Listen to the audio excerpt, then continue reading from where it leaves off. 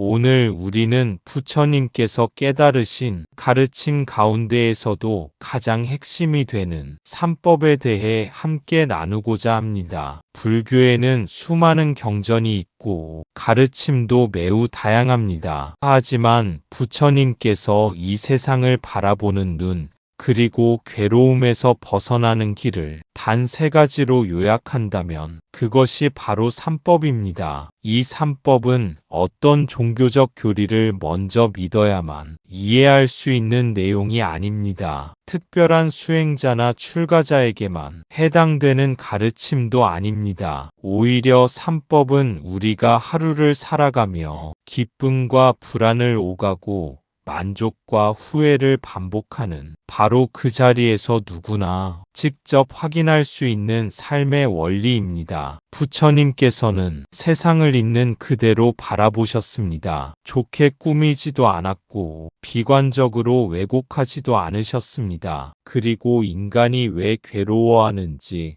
그 괴로움은 어디서 시작되는지, 또 어떻게 하면 그 무게를 내려놓을 수 있는지를 아주 단순하고도 명확하게 보여주셨습니다. 삼법은 세상이 잘못되었다고 말하지 않습니다. 우리 인생이 실패했다고 판단하지도 않습니다. 다만 우리가 무엇을 잘못 보고 있는지, 어디에서 스스로를 힘들게 하고 있는지를 조용히 비춰줄 뿐입니다. 그래서 삼법은 외우기 위한 가르침이 아니라 살펴보기 위한 가르침입니다. 누군가를 설득하기 위한 말이 아니라 자기 자신을 이해하기 위한 기준입니다. 오늘 이 시간은 정답을 얻기 위한 시간이 아니라 자신을 돌아보기 위한 시간이 되기를 바랍니다. 왜 나는 같은 문제 앞에서 늘 힘들어지는가? 왜 분명히 알면서도 놓지 못하는가? 왜 행복을 원하면서도 불안이 사라지지 않는가? 이 질문들에 대해 부처님은 추상적인 위로나 막연한 희망 대신 아주 분명한 관점을 제시하셨습니다. 그 관점이 바로 삼법입니다. 지금부터 우리는 이 3가지 가르침을 교리로서가 아니라 삶의 경험으로서 하나씩 살펴보려 합니다. 그 과정에서 여러분 각자의 삶 속 장면들이 자연스럽게 떠오를지도 모릅니다. 그것으로 충분합니다. 깨달음은 멀리서 오는 것이 아니라 이미 알고 있던 것을 다시 정확히 보는 데서 시작되기 때문입니다. 이제 부처님께서 세상을 바라보신 그 첫 번째 관점부터 천천히 함께 살펴보겠습니다. 삼법이란 이 세상과 우리 존재를 관통하는 3가지 진리입니다. 이것은 믿으라고 강요된 교리가 아니라 직접 보고 관찰하고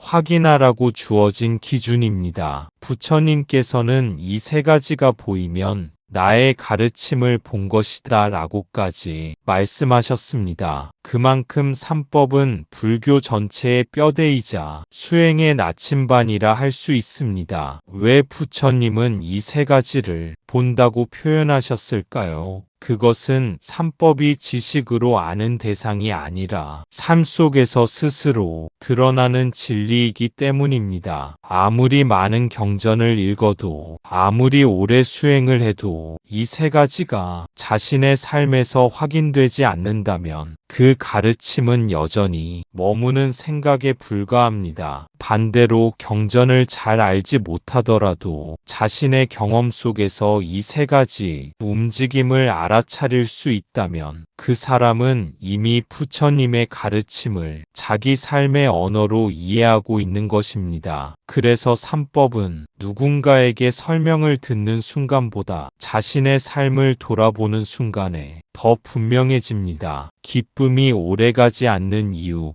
관계가 뜻대로 되지 않는 이유, 마음이 자주 흔들리는 이유를 조금 더 깊이 들여다보면 우리는 어느새 같은 지점에 반복해서 서 있음을 발견하게 됩니다. 부처님은 그 반복의 구조를 보셨고 그 구조를 단순하게 드러내셨습니다. 삼법은 문제를 해결해주는 공식이 아니라 문제를 정확히 바라보게 하는 기준입니다. 그래서 삼법을 기준으로 삼으면 삶에서 마주하는 수많은 선택 앞에서 조금 더 분명해집니다. 무엇을 붙잡아야 하는지보다 무엇을 내려놓아도 되는지를 알게 되기 때문입니다. 수행의 나침반이라는 말도 바로 이 지점에서 의미를 가집니다. 나침반은 길을 대신 가주지 않습니다. 앞으로의 풍경을 보여주지도 않습니다. 다만 지금 내가 어디에 서 있는지,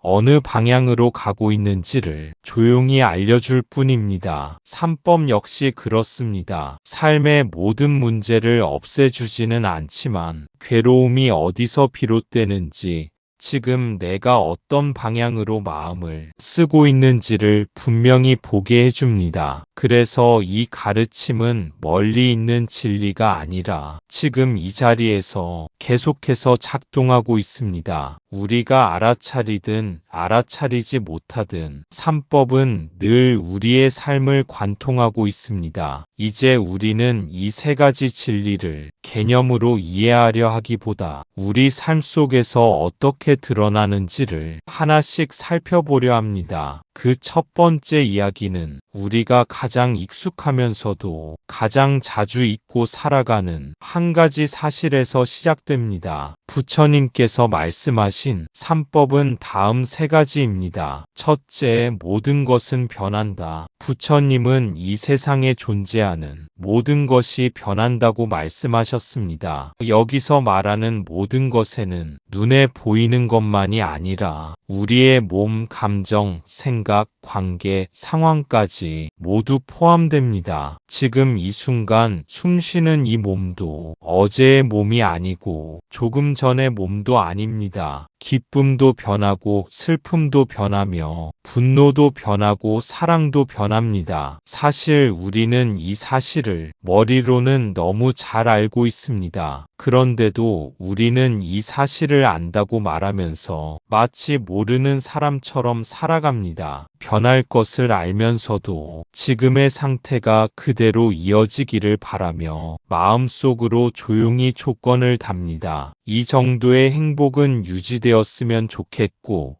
이 관계만큼은 달라지지 않았으면 좋겠고, 이 상황에서는 적어도 이런 결과가 나와야 한다고 스스로에게 요구합니다. 바로 이 지점에서 마음의 긴장이 시작됩니다. 현실은 계속 움직이는데 내 마음은 한 장면에 머물러 있으려 하니 그 사이에서 불안이 생기고 조급함이 생기고 실망이 생깁니다. 우리는 흔히 상황이 바뀌어서 힘들다고 말합니다. 하지만 자세히 들여다보면 힘든 이유는 변화 그 자체보다 변화를 받아들이지 않으려는 마음에 더 가까운 경우가 많습니다. 부처님은 이 간극을 정확히 보셨습니다. 그래서 모든 것은 변한다는 사실을 세상을 비관하기 위한 말로 쓰지 않으셨습니다. 오히려 우리 마음이 어디에서 스스로를 옥죄고 있는지를 알아차리게 하기 위한 출발점으로 삼으셨습니다. 이 가르침을 조금 다르게 바라보면 이렇게도 말할 수 있습니다. 지금의 괴로움은 어딘가 잘못되어서 생긴 것이 아니라 자연스러운 흐름을 거스르려는 마음에서 생긴 것일 수 있습니다. 그렇게 보면 이 통찰은 우리를 무력하게 만들지 않습니다. 오히려 지금 무엇을 내려놓아도 되는지,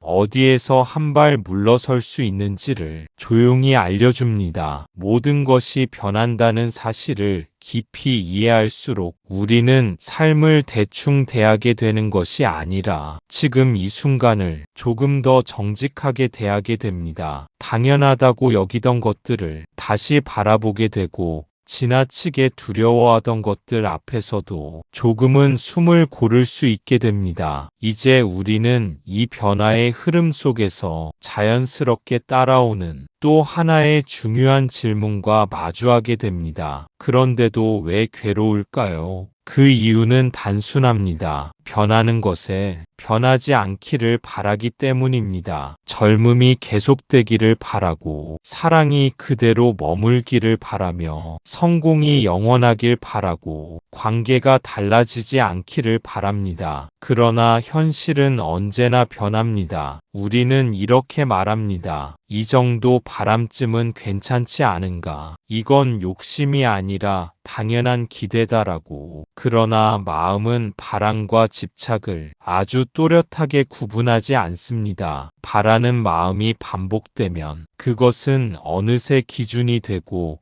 기준은 쉽게 요구로 바뀝니다. 그 요구가 충족될 때는 잠시 안도하지만 충족되지 않을 때는 곧바로 불만과 좌절로 이어집니다. 문제는 그 과정이 너무 자연스러워서 우리는 그것을 선택이라고 느끼지 못한다는 데 있습니다. 마치 자동으로 반응하듯 상황이 변하면 마음이 먼저 흔들리고, 마음이 흔들리면 생각이 달라지고, 생각은 다시 감정을 자극합니다. 이렇게 괴로움은 어느 날 갑자기 생기는 것이 아니라 매 순간 아주 조용히 쌓여갑니다. 부처님은 이 미세한 흐름을 놓치지 않으셨습니다. 겉으로 보이는 불행보다 그 불행을 가능하게 만든 마음의 방향을 보셨습니다. 그래서 바람 자체를 죄로 여기지 않으셨습니다. 사람이 바라는 것은 자연스러운 일임을 아셨기 때문입니다. 다만 그 바람이 현실과 어긋날 때 우리가 어떻게 반응하는지를 중요하게 보셨습니다. 변하지 않기를 바라는 마음은 세상을 붙잡으려는 시도이자 자기 자신을 지키려는 몸부림일 수 있습니다. 하지만 세상은 그 기대에 맞춰 멈추지 않고,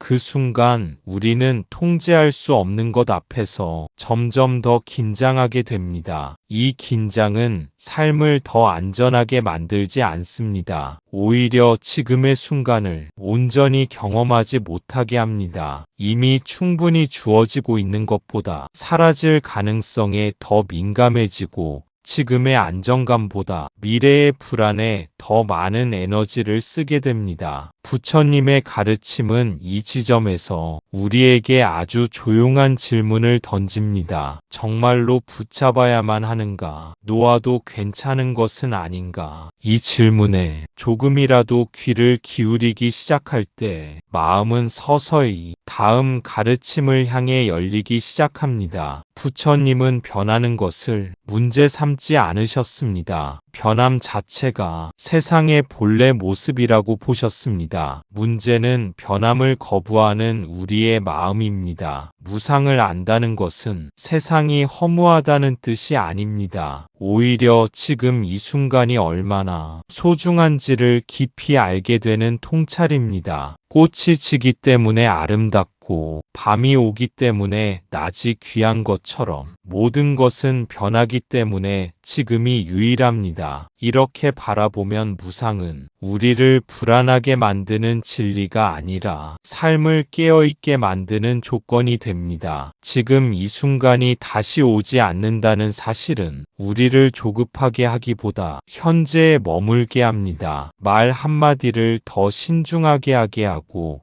스쳐 지나갈 수 있었던 얼굴을 조금 더 오래 바라보게 합니다. 우리는 흔히 언젠가 다시 하면 된다고 생각하며 지금을 미루고 나중에 알면 된다고 여기며 마음을 늦춥니다. 그러나 모든 것이 변한다는 사실을 깊이 받아들이는 순간 나중이라는 말은 점점 힘을 잃습니다. 지금 전하지 않으면 전할 수 없을 수도 있고, 지금 느끼지 않으면 다시는 같은 방식으로 느낄 수 없다는 것을 자연스럽게 알게 되기 때문입니다. 이 통찰은 삶을 더 무겁게 만들지 않습니다. 오히려 불필요한 미루기와 과도한 계산을 내려놓게 합니다. 완벽하지 않아도 괜찮고, 충분하지 않아 보여도 지금의 조건 안에서 할 수 있는 만큼이면 족하다는 담담한 태도가 생깁니다. 부처님이 말씀하신 무상은 이렇게 우리를 현실로 데려옵니다. 지나간 일에 묶이지 않게 하고, 오지 않은 일에 앞서 달리지 않게 하며 지금의 삶을 있는 그대로 살아보게 합니다. 그리고 이 지점에서 우리는 또 하나의 사실과 자연스럽게 마주하게 됩니다. 모든 것이 변한다면 그 변화 속에서 나라고 부를 수 있는 것은 과연 무엇인가 하는 질문입니다. 이 질문은 머리로만 풀 수 있는 문제가 아니라 삶을 통해 직접 확인하게 되는 통찰로 우리를 이끌어 갑니다. 이제 우리는 변화의 흐름 속에서 고정된 무엇인가를 붙잡으려는 마음이 어떤 또 다른 괴로움을 낳는지 차분히 살펴볼 차례입니다. 우리는 무상을 모르기 때문에 집착합니다. 이미 지나간 말 한마디에 매달리고 끝난 관계를 붙잡고 되돌릴 수 없는 선택을 반복해서 떠올립니다. 그러나 부처님은 과거를 붙잡는 것도 미래를 움켜쥐려는 것도 지금의 괴로움을 키울 뿐이라고 보셨습니다. 무상을 깊이 이해하면 놓을 수 있게 됩니다. 놓는다는 것은 포기하거나 도망치는 것이 아니라 현실을 있는 그대로 받아들이는 용기입니다. 많은 사람들은 놓는다는 말을 들으면 무언가를 잃는 장면부터 떠올립니다. 애써 쌓아온 것들을 내려놓아야 하고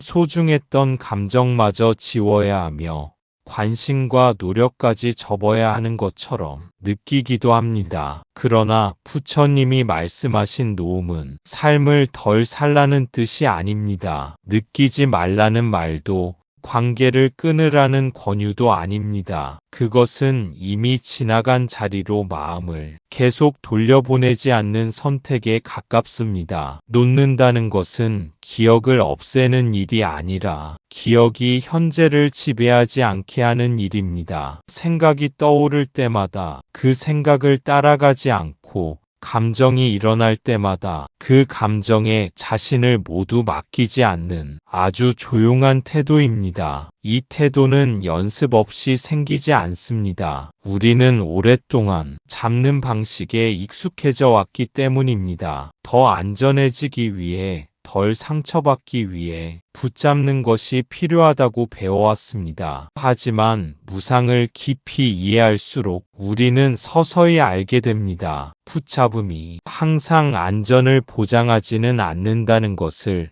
오히려 그 집착이 마음을 더 경직시키고 삶을 좁게 만든다는 것을 말입니다. 놓음은 한순간의 결단이 아니라 순간순간의 선택입니다. 생각이 과거로 달려갈 때 한 번 멈추는 선택, 아직 오지 않은 장면을 상상하며 불안해질 때 지금으로 돌아오는 선택입니다. 이 작은 선택들이 쌓일 때 마음은 점점 지금의 삶에 머무는 법을 배우게 됩니다. 그리고 그때 비로소 놓음은 두려움이 아니라 신뢰의 다른 이름이 됩니다. 세상이 완벽해서가 아니라 내가 모든 것을 통제하지 않아도 삶은 계속 흘러갈 수 있다는 조용한 믿음 말입니다. 이 지점에서 부처님의 가르침은 우리에게 또 하나의 깊은 질문을 건네기 시작합니다. 변하는 모든 것 앞에서 우리가 붙잡고 있던 나는 과연 어떤 모습이었는가 하는 질문입니다. 둘째,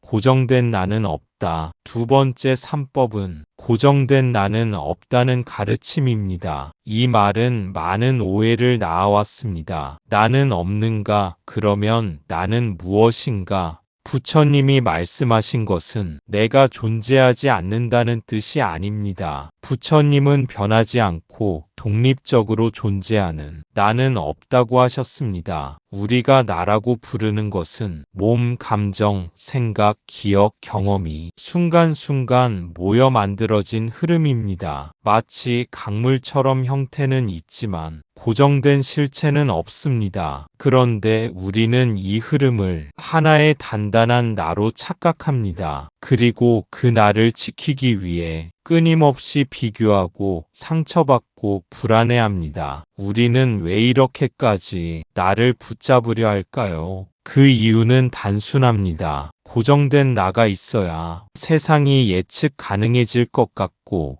그래야 마음이 조금은 안전해질 것 같기 때문입니다. 역할이 분명하면 관계가 흔들리지 않을 것 같고, 평가가 정해지면 상처받지 않을 것 같으며, 정체성이 굳어 있으면 불안하지 않을 것이라 기대합니다. 그러나 현실에서는 그 반대의 일이 더 자주 일어납니다. 나는 이런 사람이다라는 생각이 강할수록 조금만 어긋나도 괴로워지고, 나는 이런 대우를 받아야 한다는 기준이 분명할수록 작은 말에도 마음이 흔들립니다. 우리가 지키려 했던 그 나가 오히려 가장 예민한 약점이 되는 순간입니다. 부처님은 이 지점을 정확히 보셨습니다. 그래서 고정된 나가 없다는 가르침은 우리를 불안하게 만들기 위한 말이 아니라 불필요한 긴장을 풀어주기 위한 안내입니다. 나라는 것이 흐름이라면 우리는 항상 같을 필요가 없습니다. 어제의 판단이 오늘 바뀔 수도 있고,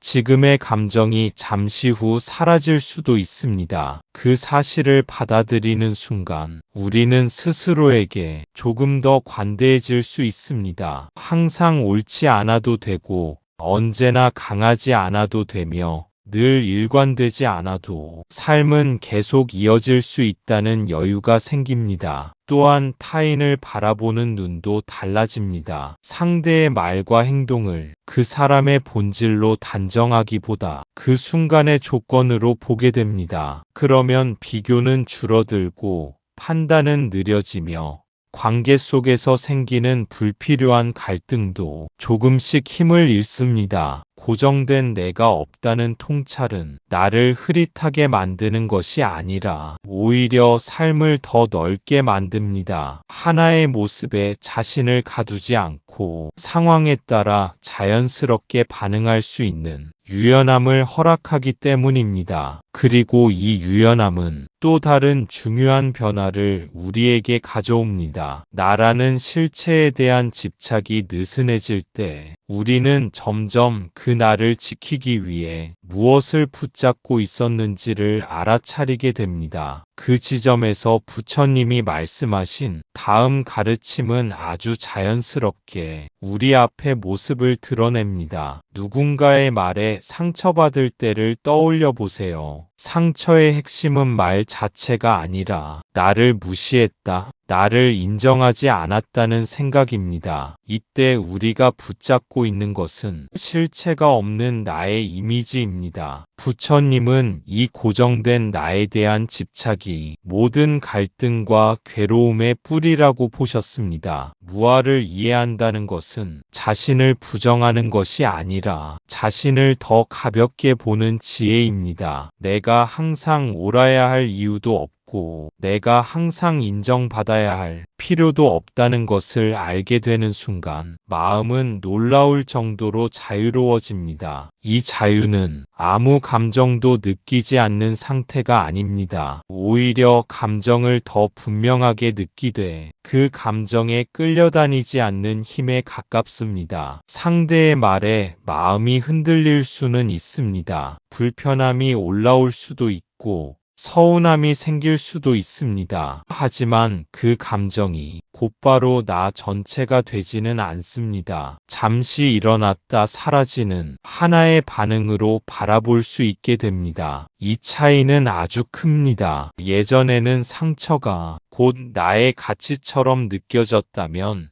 이제는 하나의 경험으로 지나가게 됩니다. 그래서 우리는 즉각적으로 반응하기보다 한 박자 멈출 수 있게 됩니다. 말을 돌려주기 전에 숨을 고르고, 판단하기 전에 상황을 살피며, 방어하기 전에 굳이 지킬 것이 무엇인지 스스로에게 묻게 됩니다. 이 멈춤 속에서 관계는 조금씩 달라집니다. 항상 이기려 하지 않게 되고, 항상 설명하려 들지 않으며, 항상 인정받아야 한다는 부담도 서서히 느슨해집니다. 그러면 상대 역시 조금은 편안해집니다. 나를 증명하려는 긴장이 줄어들면 타인을 공격하거나 끌어당길 이유도 함께 사라지기 때문입니다. 무아의 이해는 이렇게 혼자만의 평안에 머물지 않습니다. 관계 속에서 더 부드러운 태도로 드러나게 됩니다. 그리고 이 부드러움은 약함이 아니라 집착하지 않을 수 있는 힘에서 나옵니다. 내가 흔들리지 않아도 세상은 무너지지 않고 내가 항상 중심에 서 있지 않아도 관계는 이어질 수 있다는 조용한 확신입니다. 이 확신이 자리 잡을수록 우리는 점점 무엇을 붙잡아야 하는지가 아니라 무엇을 붙잡지 않아도 되는지를 알게 됩니다. 그리고 그때 부처님께서 말씀하신 마지막 가르침은 이미 우리 삶 속에서 그 모습을 드러내고 있습니다. 셋째, 집착하는 한 괴로움은 따른다. 세 번째 삼법은 집착하는 한 괴로움은 따른다는 가르침입니다. 여기서 말하는 괴로움은 단순한 불행이나 고통만을 의미하지 않습니다. 불안, 허전함, 두려움, 불만족 모두 여기에 포함됩니다. 우리는 흔히 괴로움은 싫은 것에서만 생긴다고 생각합니다. 그러나 부처님은 즐거움조차도 집착하면 괴로움이 된다고 보셨습니다. 즐거운 순간이 사라질까 두려워지고 다시 얻지 못할까 불안해지기 때문입니다. 결국 괴로움의 본질은 대상이 아니라 붙잡는 마음입니다. 이 붙잡는 마음은 대단히 거창한 형태로만 나타나지 않습니다. 오히려 아주 사소한 장면들 속에서 조용히 모습을 드러냅니다. 지금보다 더 나아져야 한다는 생각, 이 정도로는 아직 부족하다는 느낌, 남들보다 뒤처지면 안 된다는 조바심도 모두 같은 방향을 향하고 있습니다. 그 방향은 지금의 상태를 있는 그대로 두지 못하는 마음입니다. 그래서 우리는 이미 충분히 애썼음에도 스스로를 다그치고 이미 누리고 있음에도 만족하지 못하며 이미 지나온 길보다 앞으로 이를 가능성에 더 많은 에너지를 씁니다. 부처님은 이러한 마음의 방향을 아주 분명하게 보셨습니다. 괴로움은 무언가를 소유하지 못해서가 아니라 소유해야만 한다고 믿는 데서 커지고 행복은 어떤 조건이 충족되어야만 가능하다고 여기는 순간부터 흔들리기 시작합니다. 그래서 집착은 대상을 가리지 않습니다. 좋은 감정에도 매달리고 좋은 관계에도 기대며 좋은 상태에도 머물기를 요구합니다. 그러나 세상은 그 어떤 것도 그 자리에 고정해 두지 않습니다. 이 사실을 받아들이지 못할수록 마음은 점점 더 바빠지고 편안함은 잠시 머물다 금세 불안으로 바뀝니다. 부처님의 가르침은 이 지점에서 우리에게 억지로 내려놓으라고 하지 않습니다. 대신 지금 무엇을 붙잡고 있는지를 정직하게 보라고 합니다. 그 알아차림이 생길 때 집착은 서서히 힘을 잃습니다. 보지 못할 때는 삶 전체를 끌고 가던 마음이 보이는 순간 하나의 현상으로 바뀌기 때문입니다. 그리고 그때 괴로움은 사라지기보다 더 이상 주인이 되지 않습니다. 머물다 가는 손님처럼 왔다가 지나갈 뿐 삶의 중심을 차지하지는 못합니다. 이것이 부처님께서 말씀하신 괴로움에서 벗어나는 길이 아주 중요한 전환점입니다. 이제 우리는 세 가지 가르침이 각각 따로 존재하는 것이 아니라 하나의 흐름으로 이어져 있음을 자연스럽게 보게 됩니다. 이제 삼법을 함께 놓고 보면 하나의 흐름으로 이어진다는 것을 알 수 있습니다. 모든 것은 변하는데 나는 변하지 않기를 바라고 고정된 나를 지키려 하며 그 결과 집착이 생기고 괴로움이 따릅니다. 부처님은 이 구조를 정확히 꿰뚫어 보셨습니다. 그리고 이렇게 말씀하십니다. 바꾸려 하지 말고 보라. 삼법은 세상을 바꾸라는 가르침이 아니라 보는 눈을 바꾸라는 가르침입니다. 보는 눈이 바뀐다는 것은 상황이 달라진다는 뜻이 아닙니다. 같은 일을 겪으면서도 그 일에 휘말리는 방식이 달라진다는 의미입니다. 예전에는 문제가 생기면 곧바로 해결하려 들고 감정이 일어나면 그것을 없애려 애쓰고 불편함이 느껴지면 원인을 바꾸려 했을지 모릅니다. 그러나 삼법의 관점에서 보면 가장 먼저 달라지는 것은 반응의 속도입니다. 무언가 일어났을 때 즉시 판단하고 결론을 내리기보다 한 걸음 물러서서 그 일이 어떻게 마음에 닿고 있는지를 살펴보게 됩니다. 이때 우리는 사건보다 생각을 먼저 보고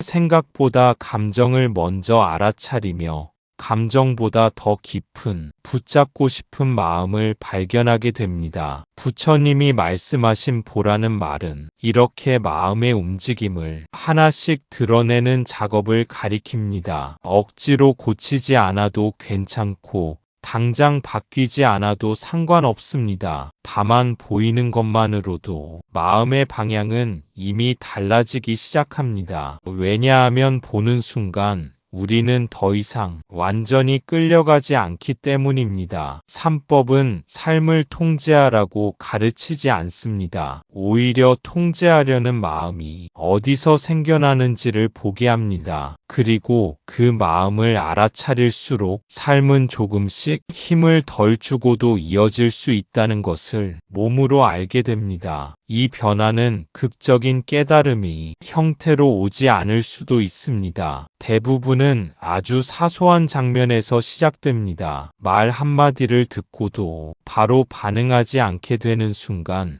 불안이 올라와도 그 불안을 재촉하지 않는 순간, 지금의 상태를 잠시 그대로 두는 순간 말입니다. 이 작은 순간들이 쌓일 때 우리는 어느새 예전보다 덜 흔들리고 덜 애쓰고 덜 괴로워하고 있음을 발견하게 됩니다. 이것이 부처님께서 삼법을 통해 우리에게 보여주신 길입니다. 세상을 새로 만들 필요도 없고 자신을 다른 사람으로 바꿀 필요도 없습니다. 다만 지금 이 삶을 조금 더 정확히, 조금 더 정직하게 바라보는 눈을 기르는 것, 그것이면 충분합니다. 그리고 그 눈은 이미 우리 안에 조용히 준비되어 있습니다. 삼법을 안다는 것은 불교 용어를 외운다는 뜻이 아닙니다. 지금 이 순간 내 마음이 무엇에 매달려 있는지, 어디서 긴장하고 있는지, 무엇을 놓지 못하고 있는지를 정직하게 바라보는 것입니다. 그 순간 조금 느슨해지고, 조금 가벼워지고, 조금 자유로워집니다. 부처님의 가르침은 멀리 있지 않습니다. 바로 지금의 숨, 지금의 마음,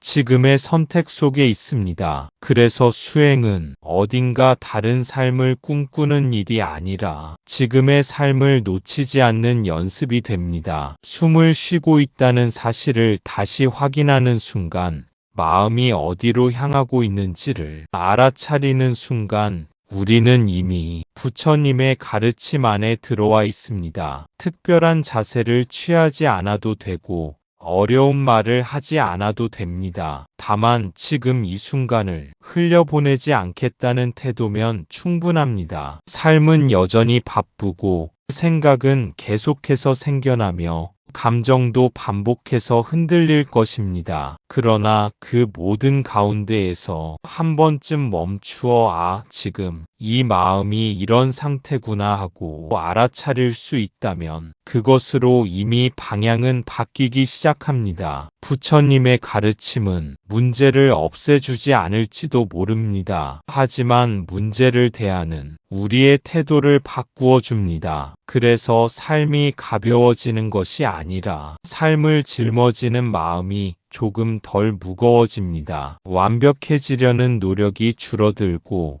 모든 것을 이해하려는 집착도 서서히 느슨해집니다. 그 자리에 남는 것은 지금 이대로도 살아갈 수 있다는 담담한 신뢰입니다. 이 신뢰는 누군가로부터 얻어지는 것이 아니라 스스로의 경험 속에서 차곡차곡 쌓여갑니다. 한 번의 알아차림, 한 번의 멈춤, 한 번의 선택이 그 신뢰의 바탕이 됩니다. 이것이 바로 3법이 우리 삶에서 작동하는 방식입니다. 거창한 변화가 아니라 아주 작은 깨어있음으로 멀리 있는 이상이 아니라 지금 이 자리에서 가능한 자유로 오늘 이 시간이 여러분 각자의 일상 속에서 그 자유를 향해 다시 한번 눈을 뜨는 계기가 되기를 바랍니다. 부처님의 가르침은 언제나 그렇듯 지금 여기에서 시작됩니다. 부처님께서 말씀하신 3법은 우리에게 삶을 버리라고 하지 않습니다. 오히려 삶을 있는 그대로 살아내라고 합니다. 변함을 인정하고 나에 대한 집착을 내려놓고 붙잡는 마음을 알아차릴 때 괴로움은 자연히 힘을 잃습니다. 3법은 철학이 아니라 삶을 대하는 태도입니다. 오늘 이 가르침이 여러분 각자의 삶 속에서 조금이라도 숨 쉴 공간을 열어주기를 바랍니다. 삶은 여전히 쉽지 않을 것입니다. 예상치 못한 변화는 계속 찾아오고 마음은 다시 붙잡고 싶어질 것이며 관계와 선택 앞에서 우리는 또다시 흔들릴 것입니다. 그러나 그때마다 오늘 나눈 이 가르침이 문제의 해답으로 떠오르지 않더라도 잠시 멈추어 숨을 고르게 해준다면 그것으로 충분합니다. 완전히 내려놓지 못해도 괜찮고 늘 깨어있지 않아도 괜찮습니다. 다만 붙잡고 있다는 사실을 조금 더 빨리 알아차릴 수 있다면 삶은 이전과는 다른 무게로 우리 앞에 놓이게 됩니다. 부처님의 길은 완벽한 사람의 길이 아니라 흔들리는 인간의 길입니다. 넘어지지 않는 삶이 아니라 넘어짐을 알아차리는 삶. 괴로움이 없는 인생이 아니라 괴로움과 함께 있으면서도 그에 휘둘리지 않는 인생입니다. 그래서 이 가르침은 끝이 아니라 계속되는 시작입니다. 오늘 이해한 만큼만, 오늘 느낀 만큼만 각자의 삶 속으로 조심스럽게 가져가면 됩니다. 말 한마디를 하기 전에 침묵 속에서, 선택을 앞둔 망설임 속에서, 이유 없이 불안해지는 밤의 순간 속에서 이 가르침은 다시 여러분을 찾아올 것입니다. 그때 삶을 바꾸려 애쓰기보다 잠시 바라볼 수 있다면 그 자체로 이미 길 위에 서 있는 것입니다. 부처님께서 말씀하신 3법은 우리에게 더 나은 삶을 약속하지 않습니다. 대신 지금의 삶을 덜 괴롭게 살 수 있는 눈을 건네주십니다. 오늘 이 시간이 그 눈을 조금 더 맑게 하는 계기가 되었기를 바랍니다. 나무 아미타불 관세음보살, 여러분의 삶이 조금 더 숨 쉴 수 있기를, 조금 더 부드러워지기를, 그리고 그 안에서 각자만의 평안이 조용히 자라나기를 바랍니다. 감사합니다. 구독과 좋아요는 저에게 큰 힘이 됩니다.